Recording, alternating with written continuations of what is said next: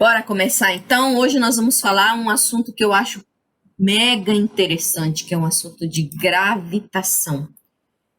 No primeiro ano a gente estuda mais a física clássica, né? Pouco a gente ouve falar de física moderna no primeiro ano, e dos conteúdos da física clássica, nem todos são assim tão chamativos para os estudantes, né? Estudar movimento, leis de Newton, ainda mais desse formato que a gente fez esse ano, que impossibilitou a gente fazer práticas, né? Fica às vezes um pouco maçante. E esse conteúdo de gravitação universal, para mim, é um conteúdo assim que chama demais a atenção. É um conteúdo bastante curioso, que é nele que vão se situar assim, a maioria das curiosidades dos estudantes. A gente vai ver algumas coisas hoje, né? Não tem condição da gente ver tudo, e ele também aprofunda para dentro da física moderna, também não vai ter condições da gente aprofundar demais, mas a gente procurou selecionar algumas coisas, algumas curiosidades, que foram as que eu pedi para vocês investigarem e colocarem lá no Padlet, e eu vou estar pedindo a colaboração de vocês durante a aula, para vocês me ajudarem com essa aula. Então, essa aula vai ser uma aula coletiva, não vai ser uma aula que a professora Daniela vai dar, vai ser uma aula que nós vamos fazer juntos, tá? Então, primeira coisa que a gente... Oi? É verdade que eu fiquei sabendo assim por cima, não sei, tenho muita certeza, mas falaram que talvez o ano que vem, se caso voltar presencial, vai estudar 2 anos, tipo, o primeiro e o segundo junto? Ainda não falaram nada a esse respeito. Como será o ano que vem, como vai ser feito, mas eu imagino que vai ter que haver uma espécie de recuperação, né?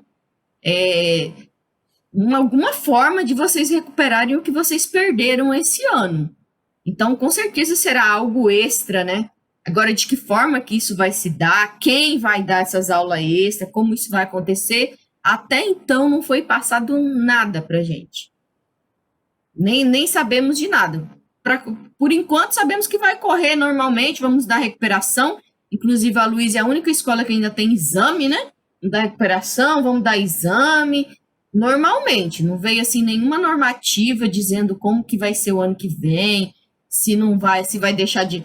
Aliás, vai deixar não, já mandaram colocar nota, né? Então vai ter nota no diário normal.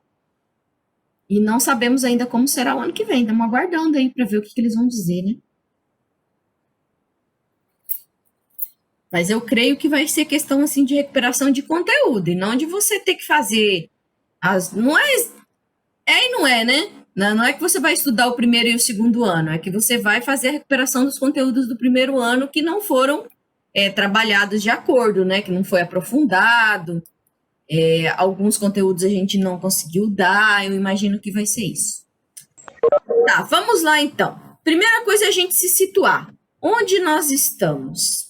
Né? Onde nós estamos no universo?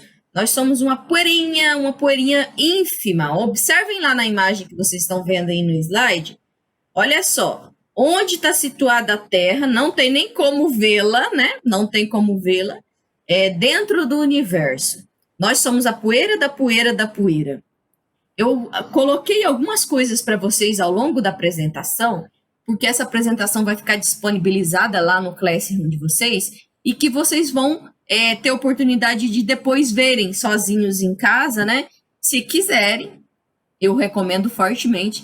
Então, eu coloquei aqui um vídeo que faz uma viagem até o Sol, como seria uma viagem até o Sol na velocidade da luz. Ele simula essa viagem até o Sol. Coloquei o link aqui para vocês verem depois sozinhos, se vocês acharem interessante.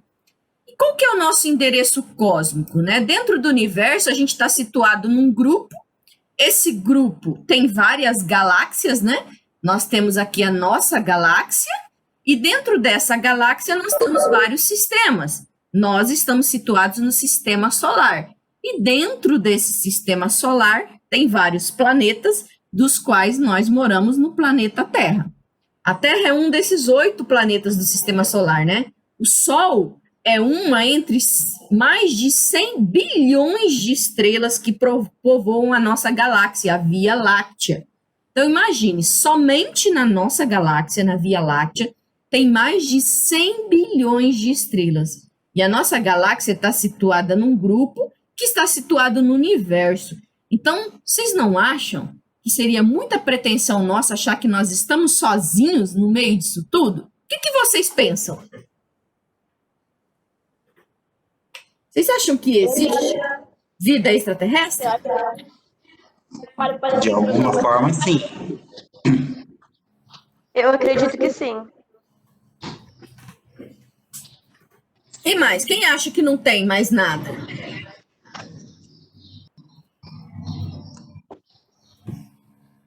E será que essas vidas extraterrestres são iguais a gente?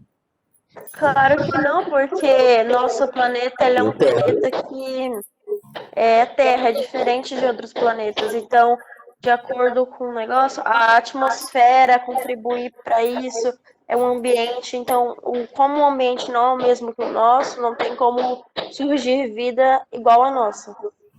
Lembra que alguns dias atrás no grupo alguém perguntou sobre o paradoxo lá, era um meme, aí tinha vários paradoxos tal. Um deles que foi formulado fala sobre isso, né?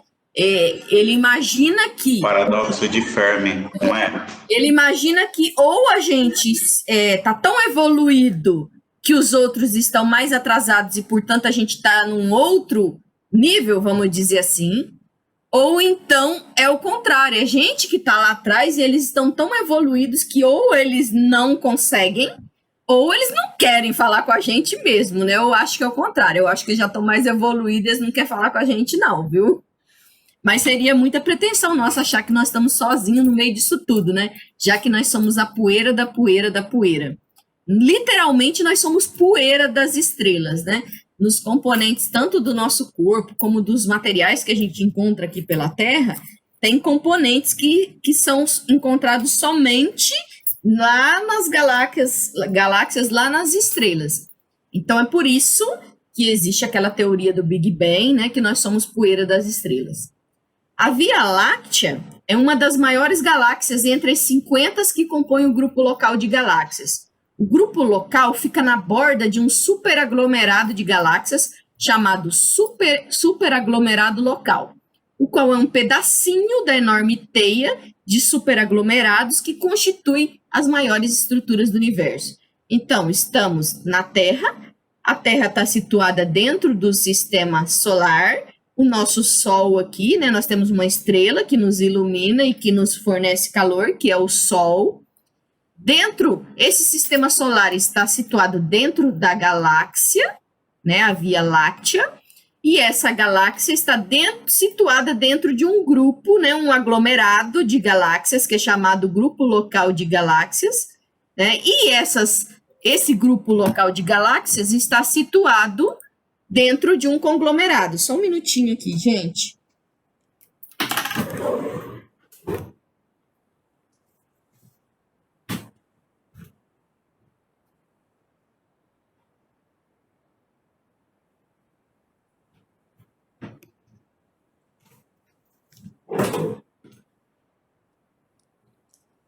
Tava acabando a bateria aqui do notebook. Tive que ligar na tomada.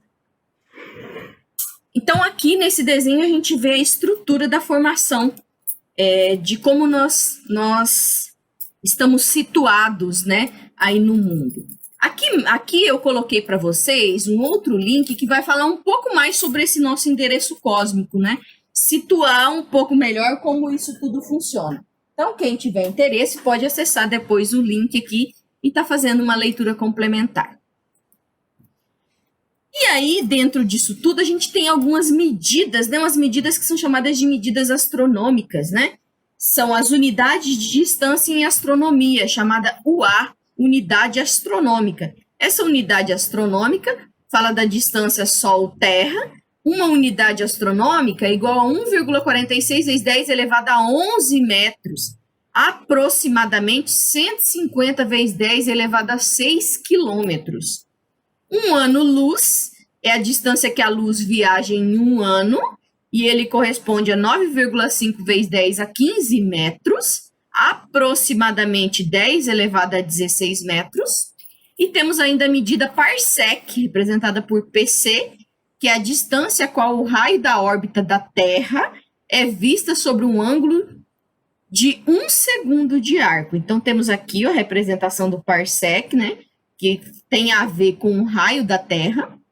E aí, derivadas do parsec, a gente tem o quiloparsec e o megaparsec. São medidas que a gente utiliza em astronomia para medir essas distâncias, né? Podem ver que todas são medidas bastante grandes, né? Por isso que estão nas unidades aí de potência de 10, notação científica. E o que seria essa escala do universo? Os tamanhos e as distâncias do universo são literalmente astronômicas. E os números usados em sua descrição podem ter pouco significado se a gente não fizer uma comparação com tamanhos familiares e distâncias familiares. Então, quando a gente fala aí de 10 elevado a 16, é complicado para a gente imaginar isso, né? O que seria 10 elevado a 16 se eu pegasse 1 metro para medir, se eu pegasse uma trena para medir? Então, existem modelos comparativos que fazem uma simulação para a gente entender. Por exemplo, qual seria o tamanho da Terra em relação ao universo? Né? Então, os astrônomos costumam estabelecer comparações com objetos que a gente conhece o tamanho, para que a gente tenha a noção da dimensão disso. E aí também eu deixei aqui para vocês, uma simulação, um modelo, né, que faz uma comparação da Terra como se ela fosse um grãozinho de coentro.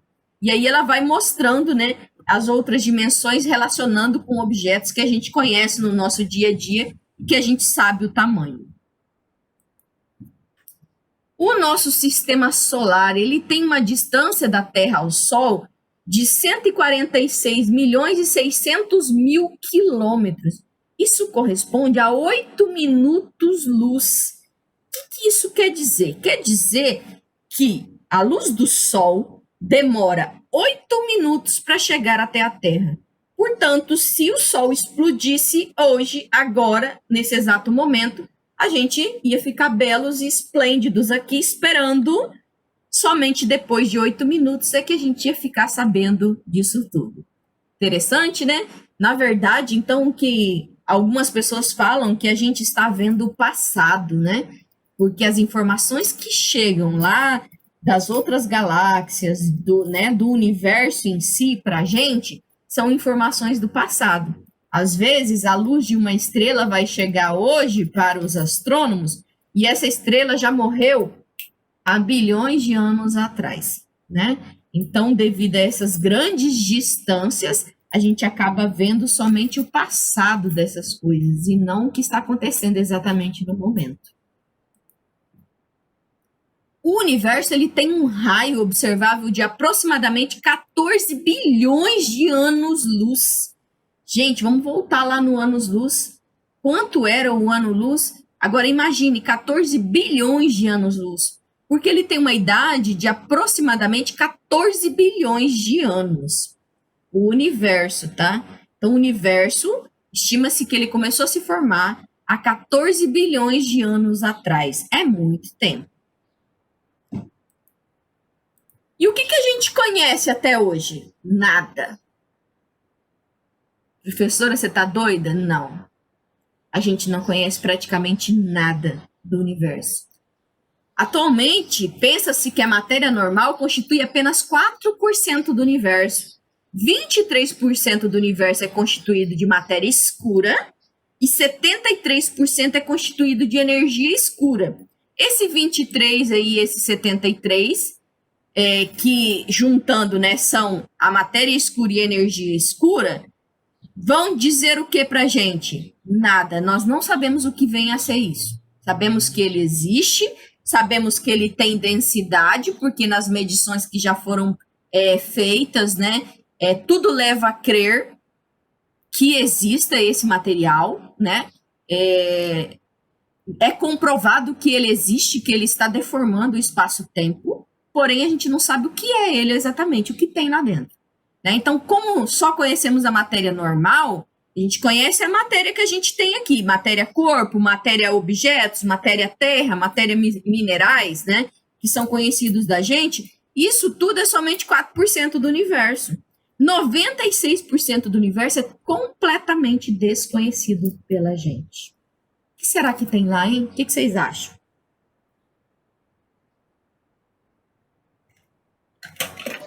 Deve ter outros seres, né? Outras formas de vida. Pois é, não sabemos, né? Não sabemos se tem outros seres, se tem outras formas de vida. O que são essas formas de vida? Oi. Você não acha que é muito assim, tipo, tanto de universo inteiro completo, cheio de planetas e tais, não ter vida além de nós? Então, pode ser que a vida tenha e a gente não conheça, né? Eu penso exatamente dessa forma aí. Exatamente do jeito que você pensa. Será possível que em tudo isso, 96% é desconhecido pra gente? É muita pretensão achar que nós estamos aqui sozinhos, né? E mais pretensão ainda é achar que nós somos os mais evoluídos, né? Já que nós nem conseguimos descobrir o que são esses 96%. Mas é uma coisa interessante, né? Porque algumas pessoas pensam que hoje os cientistas já sabem tudo, né? Eles já descobriram tudo. Eu escuto até alguns alunos falando assim: ah, professora, mas o Einstein já descobriu tudo, né? O Newton já descobriu tudo. O que tem para mim descobrir? Não tem nada para eu descobrir. Nossa, gente, se 96% do universo é desconhecido, então tem muita coisa para a gente descobrir ainda, né? Muita coisa que a gente não sabe. E muita coisa que não tem explicação. Por exemplo, essa da matéria escura aí e da energia escura. Né? Sabemos que ela existe, sabemos que ela tem densidade, sabemos que ela está deformando lá o espaço-tempo, por isso que a gente sabe que ela existe, porém não sabemos o que é. Por isso que deram o nome de energia escura. Tá, mas e aí? O que tem lá nessa energia escura? Não sabemos. E aí eu também deixei para vocês aqui, né, mais uma leitura sobre o conteúdo do universo. Quem quiser acessar depois pode acessar e aprofundar sobre esses conhecimentos aqui. E agora nós vamos entrar na parte histórica e eu vou precisar da contribuição de vocês, tá? Primeira coisa, os dois modelos, né, já que nós estamos situados nesse universo e dentro desse universo a gente tem a nossa galáxia, o nosso sistema solar. Então, muito se cogitou os astrônomos, né, desde a antiguidade, como seria o funcionamento disso. Se nós estamos parados, se nós estamos em movimento, se existiam outros planetas. E aí começou-se a observar o céu, desenvolveu-se materiais, né, instrumentos que seriam capazes de melhorar essa observação, porque olhando a olho nu a gente vê as estrelas, mas a gente não vê quase nada, vamos dizer assim, né? A gente vê a Lua, tá, mas como é a Lua mais de perto? Não sabia-se, né? E aí foram se elaborando instrumentos para facilitar essa observação. E a partir disso tudo, dessas observações, tanto a olho nu quanto depois através de instrumentos, se formaram modelos do que seria o universo, né, e do que seria esse nosso sistema aqui, que era o que eles conseguiam observar na época. Então, o primeiro modelo foi chamado de modelo geocêntrico e o segundo modelo foi chamado de modelo heliocêntrico. Ok, agora eu vou até descompartilhar aqui o meu slide e vou compartilhar com vocês outra coisa. Vou compartilhar com vocês o nosso Padlet. Beleza, gostaria... Maxwell tá na minha aula? Você tá aí, Maxwell?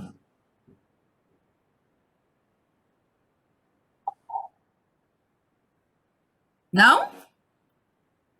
Então vamos ver mais alguém aqui que falou sobre o heliocentrismo. Enzo, você tá aí, Enzo?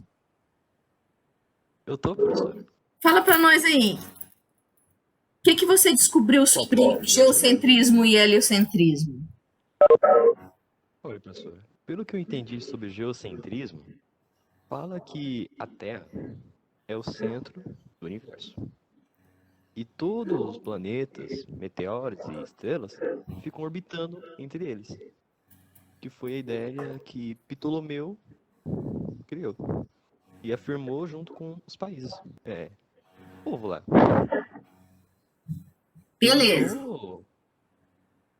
Sim. Como ele chegou a essa conclusão? Como ele chegou a essa conclusão? Você ia falar, ele usou o quê? Ele usou diversas obras, tipo, leituras e escritas que ele fazia observando o espaço, aí poderia ter... Putz, Com que será que Ptolomeu observava o espaço? Telescópio. Será? Ó, tá aqui, ó. O Enzo colocou que Ptolomeu, 78, 170 é o ano que ele nasceu? eu não... Ah, não. Eu achei que tava falando Galileu. Depois de Cristo, isso ou antes de Cristo? Bom, foi depois de Cristo. Tá, então 78, 170 depois de Cristo já existia o telescópio? Não, eu achei que você tava falando do Galileu. Não, foi Ptolomeu. Então não existia telescópio ainda naquela época. É porque eu tinha ouvido o Galileu.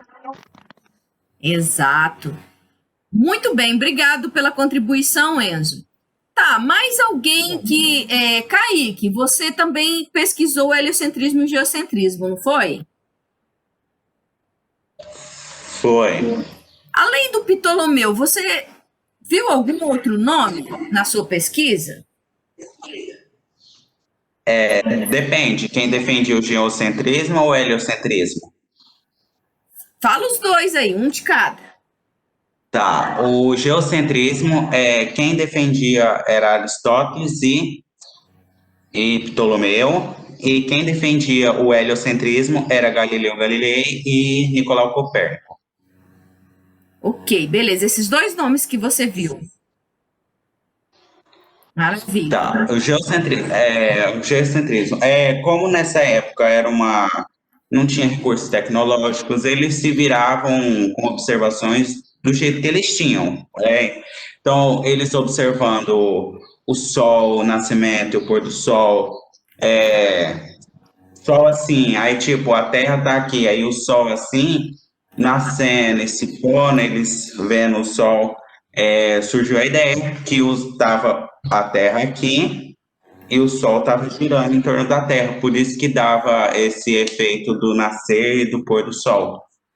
Já o heliocentrismo, Nicolau Copérnico observou os estudos de Aristóteles e viu que não tinha embasamentos matemáticos. E como ele tinha afinidade por essa área, ele desconfiou assim, aplicou a matemática, a física e percebeu que o que mais se encaixava era o modelo heliocentrismo. Ah, bacana, muito bem. Parabéns. Ok. Deixa eu ver aqui, deixa eu ver. Letícia, você tá aí, Letícia? Letícia? Tô sim, prof. Letícia, sucedendo essas pessoas que já foram faladas aí, que não são todas, vocês foram bem superficiais nessa pesquisa, hein? Tá faltando alguns nomes aí, tem uns buracos aí na história, porque vocês passaram de Ptolomeu, né? Teve gente que já pulou de Ptolomeu lá para o Galileu, e de Ptolomeu até chegar no Galileu tem muita gente aí para trás, tá bom? Mas a Letícia falou sobre Galileu, né? O que você descobriu sobre Galileu, Letícia? Eu falei várias coisas. Eu falei que ele descobriu sobre a queda dos corpos, né? Que a gente já estudou. Que ele descobriu o 4 luas de Júpiter e elas ficaram sendo chamadas como luas de Galileu. Também falei sobre que o Galileu descobriu que o centro não era a Terra e que sim era o Sol. E mais o que Galileu fez para conseguir descobrir tudo isso? Como ele conseguiu observar essas luas aí? Como que ele conseguiu isso e as outras pessoas não tinham conseguido isso antes? Por quê? Ele criou um telescópio que, com o tempo, ele aumentou 30 vezes que podia... Assim, ele conseguia ver corpos celestes. Ótimo, beleza. Ó, tá dizendo aqui ó, na pesquisa da Letícia que ele nasceu dia 15 de fevereiro de 1564. Alguém pega o celular aí para mim e pesquisa. Quando nasceu Newton?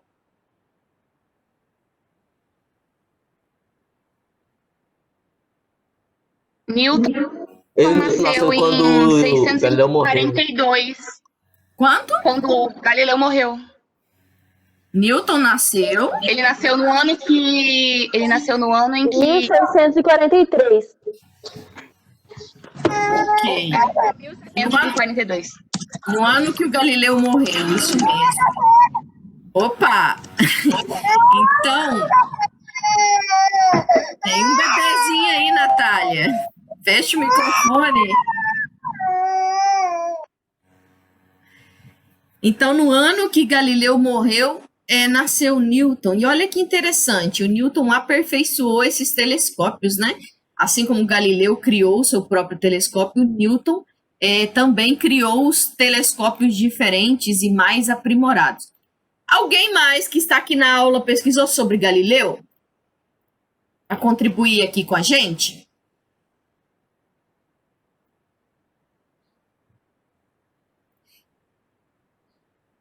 Estou olhando aqui, mas tem som da tarde, né? Ô, gente, uma coisa que eu queria observar para vocês, ó. Por exemplo, ó, quem colocou essa contribuição aqui, ó? Não tem o nome da pessoa, tá vendo? Ó? Tá só anônimo. A pessoa não se logou, não colocou seu nome, não colocou sua turma. Olha esse aqui também, ó, anônimo. Não sei quem foi. Tem vários assim aqui, viu? Como é que eu vou dar o visto para pessoa? Ó, anônimo, não tem o nome. Como é que eu vou dar o visto para pessoa se eu não sei quem foi? Né? Então, quem fez isso, que não colocou seu nome, por gentileza, vá lá e coloque. Ó, observa, ó. Os alunos foram colocando seus nomes no início do texto. Ó, que aí eu vou saber quem é, né? Quem foi que fez esse comentário. Porque como que eu vou colocar lá que o aluno fez? Eu tô vendo aqui que tem um comentário, mas eu não sei de quem que é, né? Esse aqui tem o nome embaixo, ó. Tem que colocar o nome, tá, gente? Senão não tem como eu saber. Tá, mais alguém aí falou sobre Galileu? Eu quero saber mais sobre Galileu. Rebeca, tá aí, Rebeca? Rodrigues Récio. Tá na aula?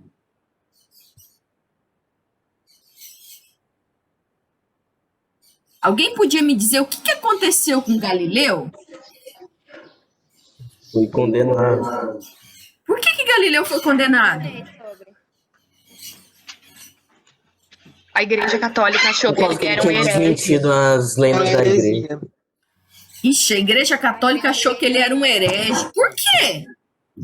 O que ele fez de grave? Porque ele defendia o heliocentrismo. Ele tinha E desmentido. a igreja defendia o heliocentrismo. Aí, como ele foi contra a É igreja... o contrário, né? É o contrário. A igreja defendia o geocentrismo. o geocentrismo e ele o heliocentrismo. Confundi aqui. Aí, como ele defendia um, a igreja defendia outro, ele foi contra e aí ele foi acusado de bruxaria e heresia. E aí, por que não mataram ele, hein? E ateísmo. Por que não Eu mataram acho que eles ficaram com dúvida, por isso que prenderam ele. Eu acho que eles ficaram Porque com ele dúvida tinha e renegado. processaram. Alguém falou, pode falar de novo. Porque ele tinha renegado o heliocentrismo. Ok, então vamos Só tentar. foi condenado por Só- prisão domiciliar. Isso, só para a gente ilustrar. O que a igreja tem a ver com isso? Primeiro, na antiguidade, o estudo, a ciência, ela era promovida pela igreja. Por quê? Só quem sabia escrever naquela época eram os monges. Ninguém sabia ler e escrever. Né? Ninguém tinha acesso a textos de nada. Grande parte do conhecimento que tinha da antiguidade acabou se perdendo por não ter sido registrado. Então, existem hipóteses, existem cartas que alguém mandou para alguém, mas não existem registros de filósofos estudiosos da antiguidade. Um desses casos é da Hipátia, que nós já vamos falar daqui a pouco, né, que não tem registros escritos das falas dela. E os filósofos da antiguidade também não tinham. Então, quem dominava, quem detinha esse poder de estudo da ciência na época era a igreja. E aí ela determinava o que era correto e o que não era correto. Naquela época, as interpretações que eles faziam da Bíblia, né, eles levavam assim tudo muito ao pé da letra. E eles achavam que essa teoria de que a Terra não era o centro do universo se contrapunha ao que falava na Bíblia. Né? E por isso Galileu foi condenado como herege. Né? Mas Galileu não foi morto porque ele renegou. Ele falou, não, gente, não é bem assim, não foi isso que eu quis dizer. Vocês entenderam errado. Não era bem assim. E aí isso atenuou um pouco. E como Galileu era bastante religioso, ele era católico, fervoroso, praticante, ele tinha alguns poderosos da época que amparavam ele, e o fato dele renegar e dizer, não, eu estava enganado, não foi bem isso que eu quis dizer, né? Atenuou a situação dele e ele foi condenado à prisão domiciliar. O que não ocorreu, por exemplo, com um nome que eu não vi nenhuma pesquisa aqui atrás, que foi Giordano Bruno. O que aconteceu com Giordano Bruno? Alguém já ouviu falar em Giordano Bruno? Quem é esse cara?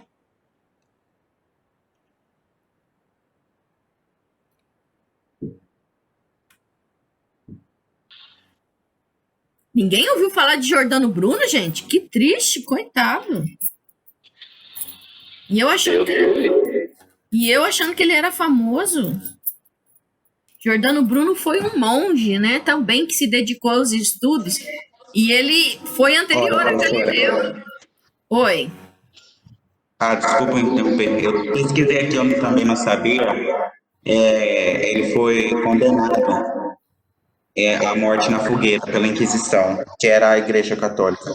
Exatamente. Giordano Bruno foi condenado à morte na fogueira pela Inquisição por defender o heliocentrismo, né? Então, Giordano Bruno não teve a mesma sorte que Galileu, né? Não negou também os seus estudos, ele se recusou a negar o que ele tinha descoberto e ele foi morto, queimado na fogueira, por causa disso. Olha só. Então, tem todo um contexto histórico aí que vai permear isso tudo que a gente está falando. E aí vão aparecer alguns outros nomes que não apareceram aí nas teorias de vocês, nos estudos de vocês, tá? Então, começando lá pelo modelo geocêntrico, nós vamos ter aí o Cláudio Ptolomeu, no século II depois de Cristo, que formulou o universo com a Terra no centro, e esse modelo durou até o século XVI, gente, quando começaram as discussões aí de Galileu e Copérnico. Né? A obra principal de Ptolomeu ficou conhecida como Almagesto, é muito famosa dos cientistas, né? Todo mundo que estuda ciência já ouviu falar disso. E é um estudo sobre astronomia composta por 13 livros. Tá? Aí nós temos aí o modelo geocêntrico, que seria a Terra no centro do universo, né? E o Sol que estaria girando em torno da gente. E aí depois nós temos uma outra figura que nenhum de vocês falou também, Tycho Brahe, né, que revolucionou a astronomia e com ela toda a ciência. Ele fez observações do céu sem telescópio, porque ainda não existia naquela época, e mesmo assim ele conseguiu fazer medidas 10 vezes mais precisas que as melhores que até então estavam disponíveis. Isso sem usar um telescópio. Para isso, ele usou instrumentos variados, que alguns ele mesmo criou, né? Alguns eram quadrantes enormes, que esse quadrante é um transferidor, né? Seria um transferidor muito grande. Isso aqui é um transferidor, ó, né? O quadrante seria um transferidor enorme, grande, que ele utilizava para tentar fazer essas medidas dos ângulos, né? Utilizando reflexão da luz, conteúdo que vocês vão estudar o ano que vem, no segundo ano.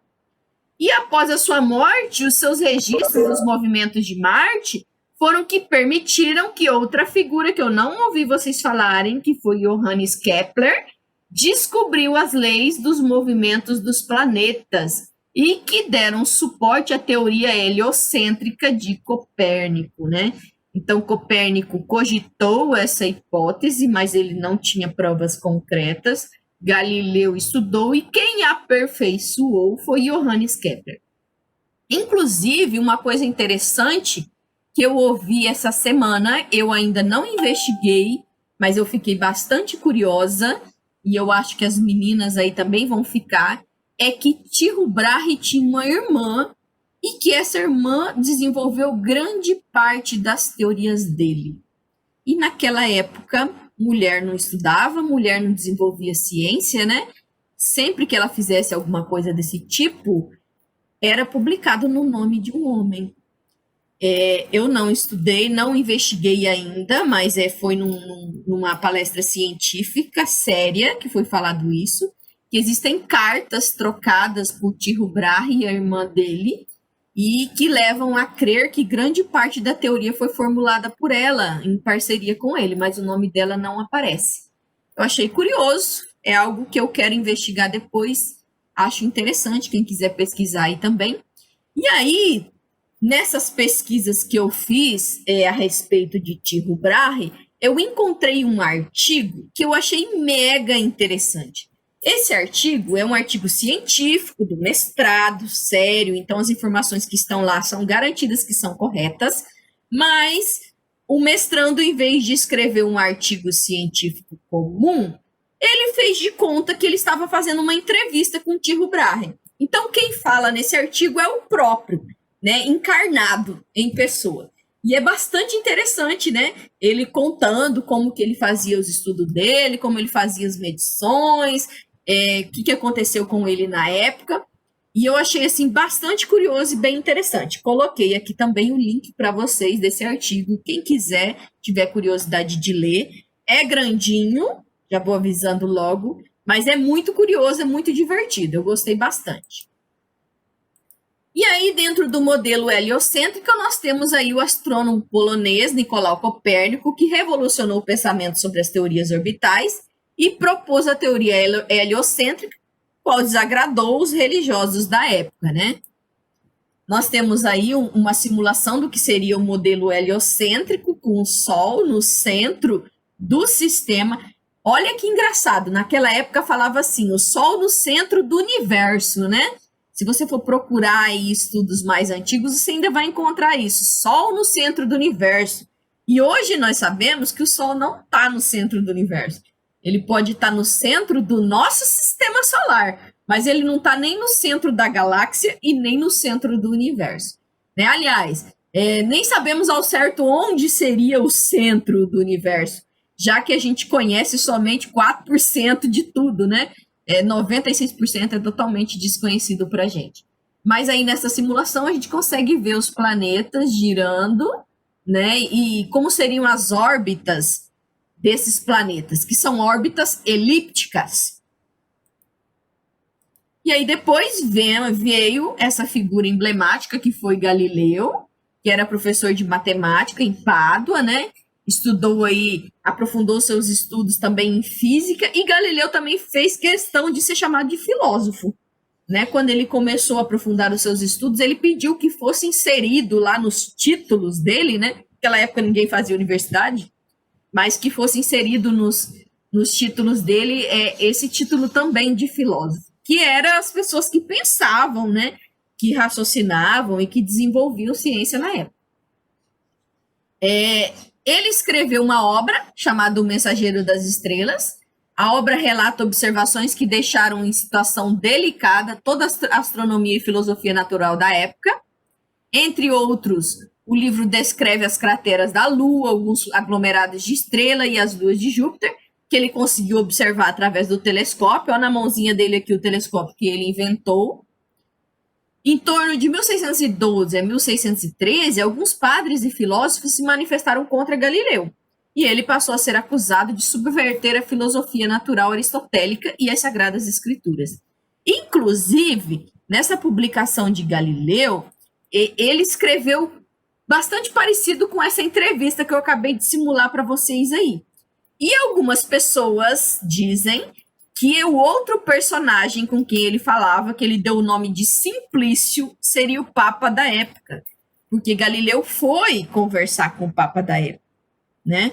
Foi conversar, teve uma longa conversa sobre as descobertas dele e tal, e que baseado nesse personagem, né? Ele criou esse personagem Simplício, dizem, não sei se é verdade, mas dizem que ele se baseou no Papa. E essa também foi uma das coisas assim que deixou a igreja bastante brava com ele. E no modelo heliocêntrico aí, as órbitas do sistema solar estão no mesmo plano. Após Galileu, nós temos aí Johannes Kepler, que baseou-se nos estudos de Copérnico, de Tycho E criou Brahe. as 3 leis. Isso que nós vamos falar agora, né? Que o Johannes Kepler criou as famosas leis de Kepler, que agora nós vamos sair daqui, que aí vocês é que vão falar para mim. Quem estava falando aí? Foi você que pesquisou sobre Kepler? O que você descobriu sobre Kepler? Eu tinha pesquisado só Galileu Galilei. Quem pesquisou sobre Kepler? Vamos ver aqui se tem alguém que está na aula. Vamos lá, Amanda foi a gravitação. Vamos lá, Galileu. O povo gostou do Galileu aqui, hein? Galileu. A gravitação foi Newton. Ninguém pesquisou sobre Kepler, gente? Para falar pra gente? Não precisa ter vergonha, não. É só para fazer um comentário. Não é pra dar uma aula, não. Oi, professora. Eu não pesquisei sobre Kepler, não. Eu pesquisei sobre o cara lá que eu esqueci. Isaac Newton, mas eu, antes de ver os estudos do Isaac Newton, eu pesquisei um pouquinho sobre Kepler. Deixa eu ver aqui. Foi um astrônomo e astrólogo e matemático. E foi a figura-chave da revolução científica do século... esqueci o século. Não tem problema. Não se preocupar com data, não. Se eu não me engano, ele nasceu na Alemanha. O que será que ele descobriu? Você leu alguma coisa sobre isso? O que Kepler descobriu? Não li nada. Não leu? Mais alguém? Alguém fez alguma leitura? Parece que não tem ninguém aqui que leu sobre Kepler. Pelo menos não está aqui no nosso mural. Ô, professora, Oi. não foi o telescópio? Kepleriano? Não foi o telescópio? O que foi o telescópio? Que ele inventou? Não, Galileu já tinha inventado o telescópio, né? Refrator. Aliás, tinha aprimorado, né? Não inventado, ele tinha aprimorado o telescópio. E ele fez, o Kepler conseguiu fazer essas observações melhores, né? E dizem, até também, que foi bastante injusto, porque o Tycho Brahe, na verdade, ele fez praticamente todo o estudo anterior e sem telescópio nenhum. E aí o Johannes Kepler chegou lá, muito bonito, pegou pesquisa do Tycho Brahe, né, e somente complementou. E o Tycho Brahe ficou tão esquecidinho, tanto é que vocês todos investigaram aí, ninguém tinha falado o nome dele, coitado. E, na verdade, toda a teoria do Kepler é embasada no Tycho Brahe. Oi. Tem um negócio também de física celeste, né? Física celeste é o que a gente está estudando agora. Então, mas... Professor, o Kepler não era assistente do outro Brahe? nome, né, que ele não tinha colocado... Alguém falou alguma coisa? O Kepler não era assistente do Brahe? Não sei dizer. Você fez alguma leitura sobre isso? Geralmente os cientistas da época, eles tinham aqueles estagiários, né? Porque não era assim uma faculdade que você se matriculava e você ia estudar. Você tinha que arrumar alguém, um estudioso, um cientista, que aceitasse te ensinar. E aí você ficava praticamente escravo dele. Não mudou muito ainda não, tá? Os mestrando aí, os graduando, continua a mesma coisa. Você tem que achar um cientista e você fica meio escravo dele por uns tempos para você aprender. Mas na época era assim. Então, eu não sei dizer, mas vamos investigar se ele era assistente. Eu sei que ele se baseou e que ele utilizou todo o estudo de Brahe para poder fazer as descobertas dele. Mas aí, voltando ao nosso sistema solar, nós temos 8 planetas no nosso sistema solar, né, que são, em ordem aí de distância do Sol, Mercúrio, Vênus, Terra, Marte, Júpiter, Saturno, Urano e Netuno. Sabe que na minha época tinha mais um? Quem lembra qual é? Plutão. Então, né? Aqui, ó, eu coloquei para vocês, quem quiser ver, algumas imagens. A NASA fez uma espécie de álbum de figurinhas dos planetas, né? Lógico que não é uma foto, seria uma representação baseado nas imagens que eles recebem dos satélites. Então, a NASA já completou agora esse álbum de figurinhas dos planetas, como seria a aparência de cada um deles. E eu coloquei aqui para vocês o link, quem tiver curiosidade, quiser ver como que é a aparência deles, pode olhar depois, né? Não é mais planeta? Então, coitado do Plutão, foi rebaixado para a segunda divisão dos planetas. Olha só, quando eu estudava, alguns dias atrás, não faz muito tempo, né? Porque eu completei 18 anos agora há pouco, faz poucos dias. Plutão ainda era planeta, né? Olha só que legal, era o último lá do sistema solar. Mas, de acordo com a União Astronômica, IA, na sigla em inglês, para um corpo celeste ser classificado como planeta, ele precisa atender 3 requisitos principais. Em primeiro lugar, precisa estar em uma órbita em torno do Sol. Lógico, Plutão está numa órbita em torno do Sol, beleza. Passou no primeiro requisito. Segundo lugar, deve ter gravidade suficiente para puxar-se em uma forma esférica, ou seja, a trajetória desses planetas em volta do Sol tem que ter um formato esférico, que pode ser um círculo, mas também pode ser uma elipse. A elipse, o círculo é um caso particular da elipse. Então, tanto sendo um círculo como uma elipse, ele estaria dentro desse parâmetro também. Mas, em terceiro lugar, ele precisa ter limpada a vizinhança da sua órbita. Ele precisa ter massa suficiente, força suficiente para limpar a órbita dele, para que outros planetas, asteroides, outros corpos que estiverem em volta dele não interfiram nessa órbita.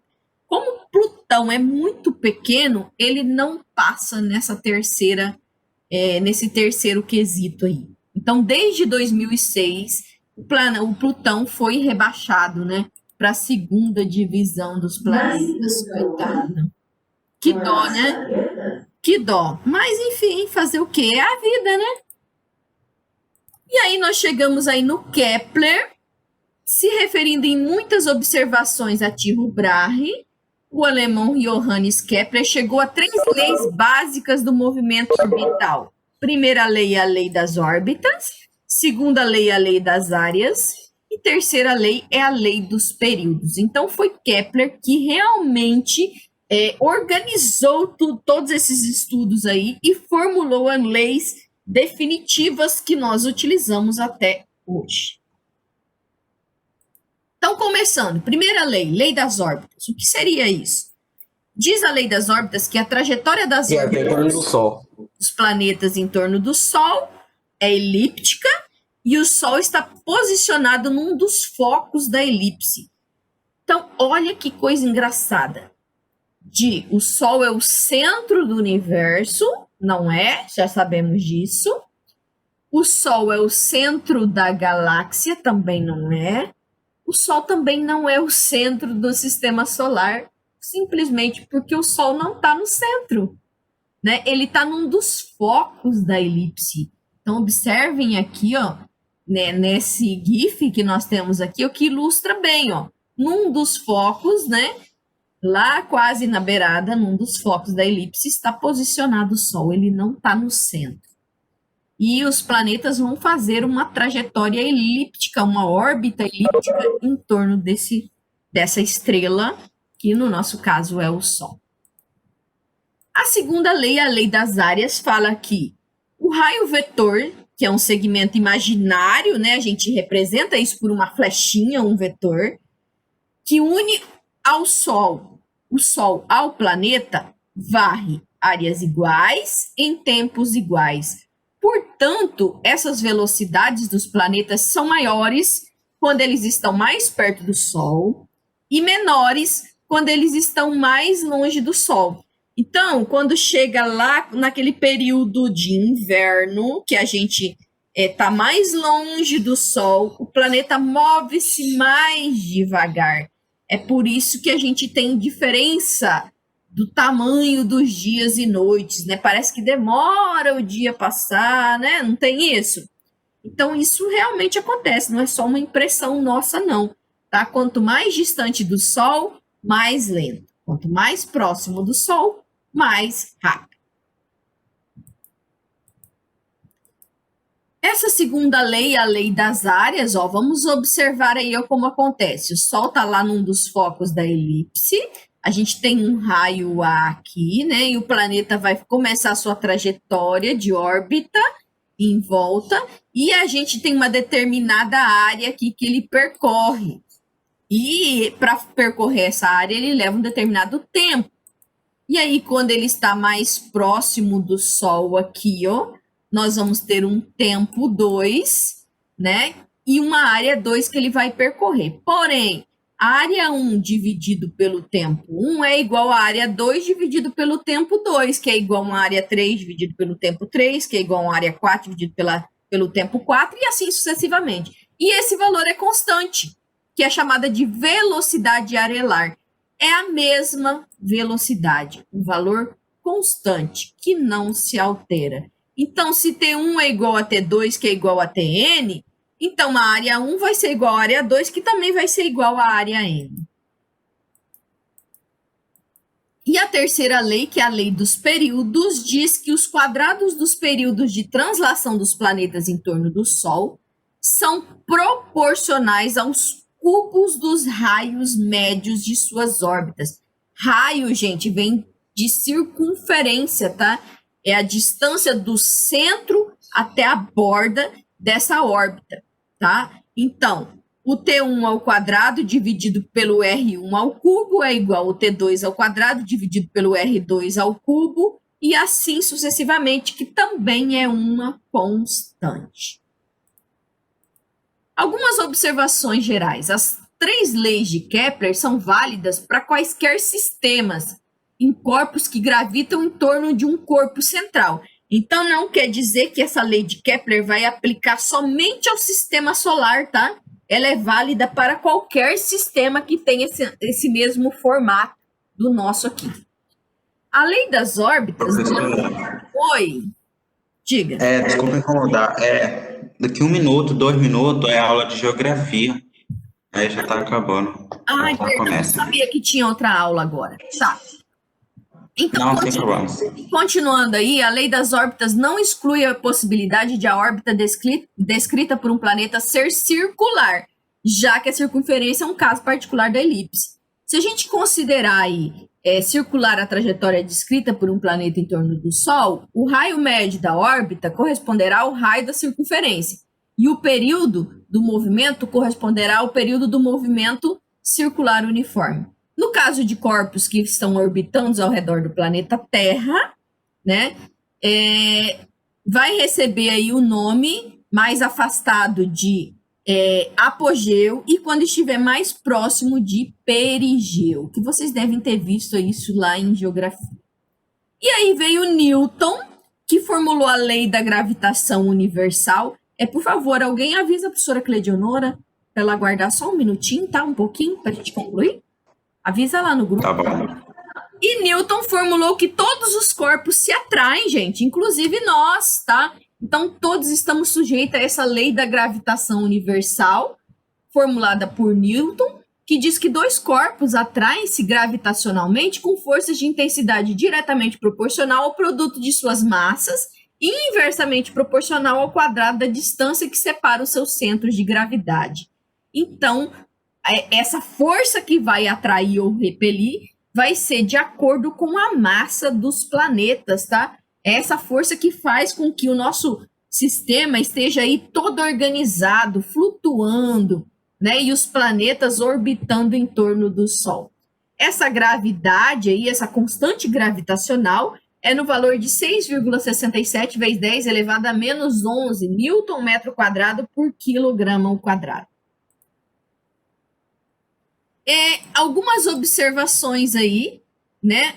Nós temos aí 2 planetas, né? De massa A e de massa B, um maior que o outro, e agindo sobre eles tem uma força de BA e uma força de AB e uma distância entre eles.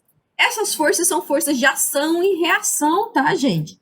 É por isso que não acontece da Lua cair na Terra. E que não acontece da Terra cair no Sol ou de algum outro planeta cair, despencar por aí. Porque já que elas são forças de ação e reação, então elas têm o quê, gente? O que acontece com as forças de ação e reação? Qual a particularidade delas?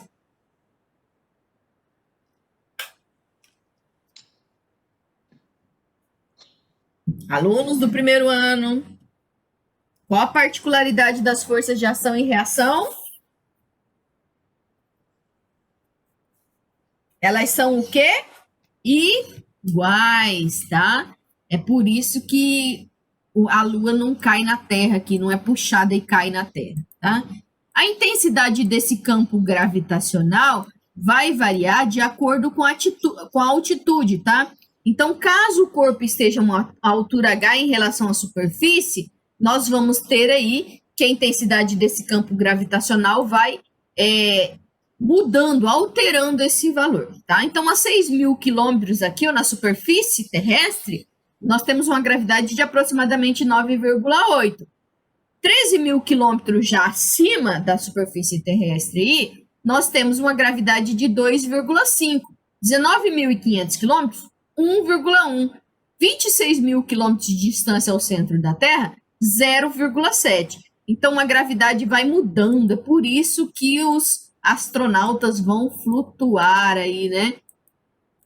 E o que acontece com esses corpos em órbitas? Eles estão sujeitos a uma força centrípeta. Qual que é a diferença da força centrífuga e da força centrípeta? A força centrípeta é direcionada ao centro do círculo. Isso, ao centro. É por isso que faz com que esses planetas não saiam voando por aí, né? Se fosse uma força centrífuga, podia ser que a Terra saísse maluca aí, viajando pelo universo afora. Mas é uma força centrípeta que puxa para dentro do sistema solar, então ele vai ficar em órbita perfeita. Ok, maravilha. Só que aí, para sair da Terra, devido à gravidade, a essa força centrípeta, eu preciso ter uma determinada velocidade. Não é qualquer velocidade. E a velocidade de escape é diferente em cada planeta. Na Terra, a gente tem uma velocidade de escape de 11,2 km por segundo. Então, se eu lançar um satélite, um foguete, uma nave espacial, e eu usar uma velocidade que seja menor que 8 km por segundo, ele não vai sair, ele vai cair, vai voltar para dentro da Terra. Se eu usar uma velocidade muito maior, né, maior ou igual a 11,2 km por segundo, ele não vai retornar à Terra. E se a velocidade for maior que 8 km por segundo e menor que 11 km por segundo, ele entra em órbita elíptica da Terra. Quer dizer o que isso tudo? Quer dizer o seguinte, para eu lançar um satélite, eu preciso fazer um cálculo muito preciso da velocidade de escape. Porque se essa velocidade for menor, o satélite não sai, ele fica preso aqui dentro, ele não escapa da órbita terrestre. Se eu usar uma velocidade muito grande, ele não vai ficar preso na órbita, ele vai sair, né? Ele vai viajar aí pelo universo afora e não vai ficar preso na órbita. Então, é preciso um cálculo extremamente preciso. Na nossa atmosfera também tem uns buracos, tá? E que nós vamos atingir esses buracos em alguns determinados instantes do dia, que não são qualquer hora. Então, eu não posso chegar lá e falar, dia de sol, lindo, maravilhoso, um belo dia para soltar um satélite. Vamos lançar. Não é assim que funciona.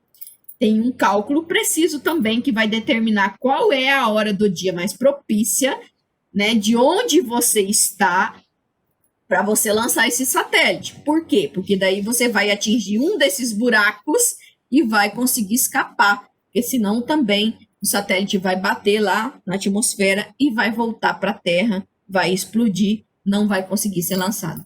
É por isso que houve várias falhas aí em lançamentos de satélites, de foguetes, né? Cálculos imprecisos, velocidade incorreta. E para esse satélite ficar preso na trajetória da Terra, é preciso isso tudo. E é por isso que eu pedi para alguém investigar lá o que o satélite tinha a ver com o fato da Terra não ser plana. Alguém pesquisou?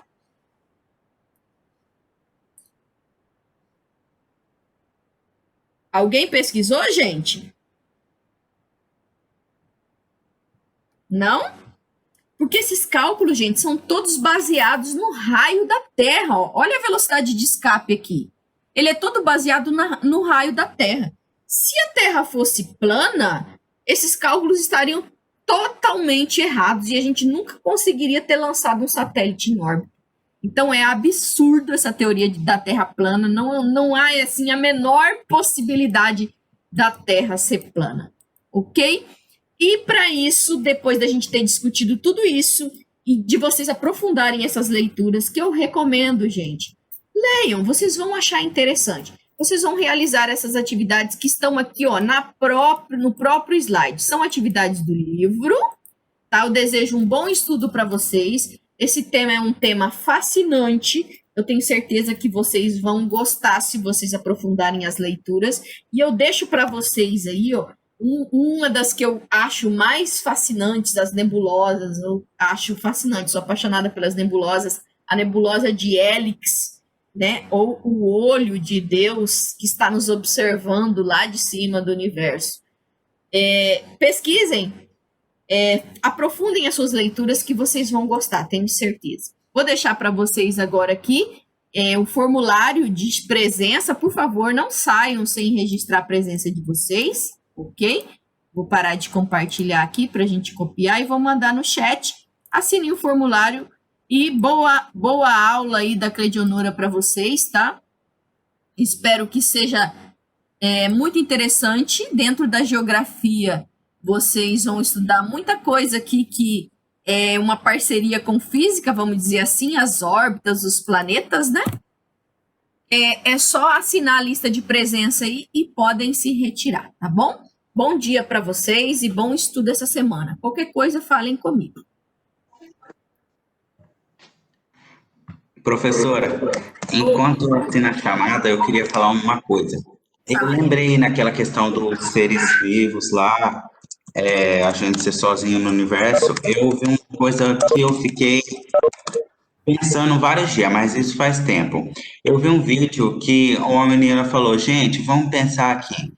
Se a gente, daquela questão dos Estados Unidos esconder alienígena, vida extraterrestre, essas coisas assim, que fala que se descobrirem que tem e que esses seres vivos são mais inteligentes do que a gente, que tem uma tecnologia mais avançada, isso poderia causar um impacto enorme na economia, porque assim, se eles chegarem com aparelhos melhores do que o nosso, os seres humanos com certeza vão arrumar um jeito de negociar com eles, não é? Ou ser dominado. E quebraria a economia mundial, digamos assim, de tecnologia que seria inferior. Eu acho essas teorias muito conspiracionistas. Na antiguidade, eu também acho, mas algumas na antiguidade, quando as pessoas não sabiam ler, quando era só a igreja que detinha esse conhecimento, que eram poucas pessoas poderosas que detinham conhecimento, acontecia muita coisa estranha. Mas hoje, qualquer pessoa com um telescópio na sua casa consegue descobrir coisas. Tanto é que se você começar a investigar, a pesquisar aí, você vai descobrir adolescentes que descobriram estrelas novas, né? Observando da sua casa.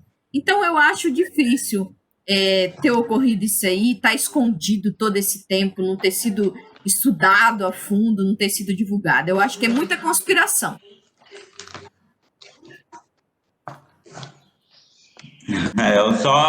Às vezes eu fico, será? Mas aí eu penso, não deve ser não.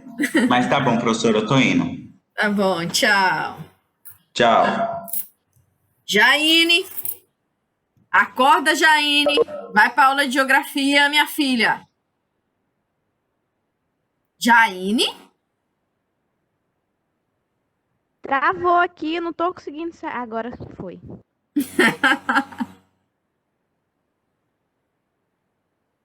Tchau. Tchau.